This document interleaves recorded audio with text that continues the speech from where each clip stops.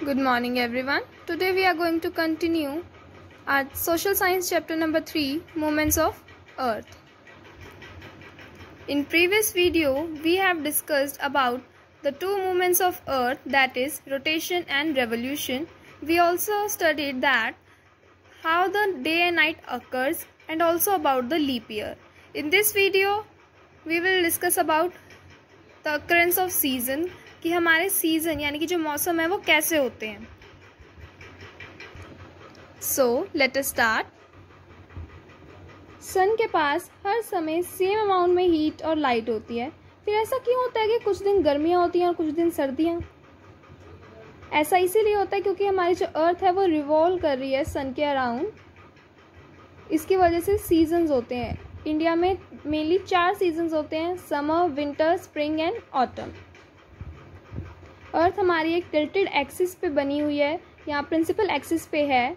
Zone सा part अर्थ का लीन होता है सन की तरफ यानी कि झुका होता है सन की तरफ, वहाँ पे समर्स होती हैं. और जोन सा पार्ट थोड़ी दूर होता है सन से, वहाँ विंटर्स होती हैं.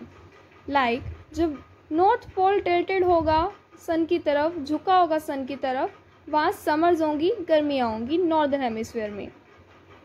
और उसी समय पे, उसी टाइम पे जो साउथ पोल है वो दूर होगा सन से, तो वहाँ पे सर्दियाँ होंगी, विंटर होंगी. और जब एक्सिस टिल्ट नहीं होती, मतलब कि झुकी नहीं होती, दूर नहीं होती, एकदम सीधी होती है, तब हम एक्सपीरियंस करते हैं स्प्रिंग और autumn seasons.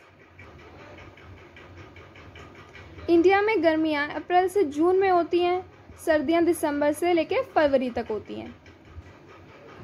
The sun shines directly overhead on the equator twice a year during equinoxes. Equi means equal and nox means night. So equinoxes means equal day and night.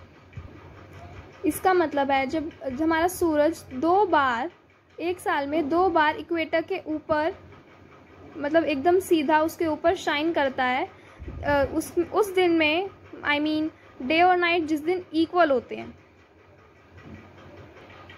The sun also shines directly overhead the equator, once on each equator during the solstice. Solstice means the standing still of the sun. Solstice का मतलब होता है सूरज का स्थिर खड़े रहना.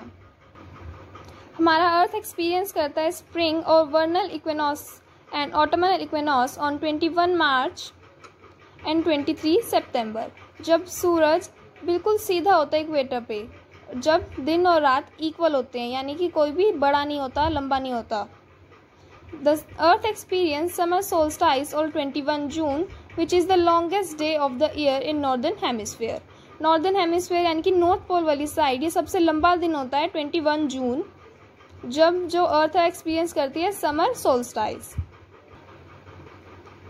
जब सूरज overhead होता है ट्रॉपिक ऑफ कैंसर के, यानी कि उसके ऊपर होता है, तो जो नॉर्दर्न हेमिस्फीयर है ना टिल्टेड होता है उसकी तरफ, जिसके बाद से लेंथ ऑफ डे यानी कि दिन हमारे छोटे होने शुरू हो जाते हैं. स्लोली बिगिंस टू डिक्रीज, धीरे धीरे छोटे होने शुरू हो जाते हैं.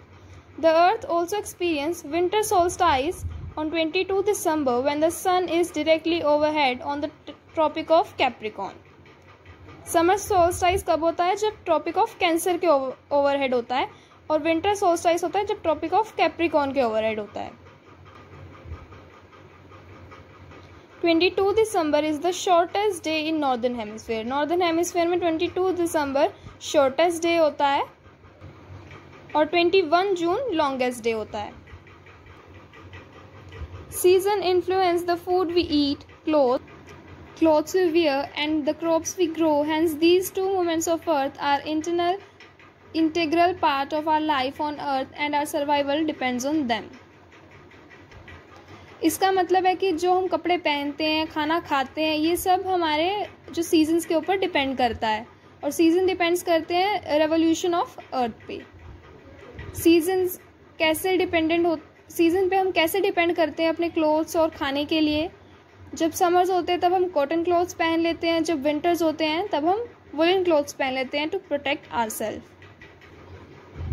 This is all about the chapter. Hope you understand. Thank you.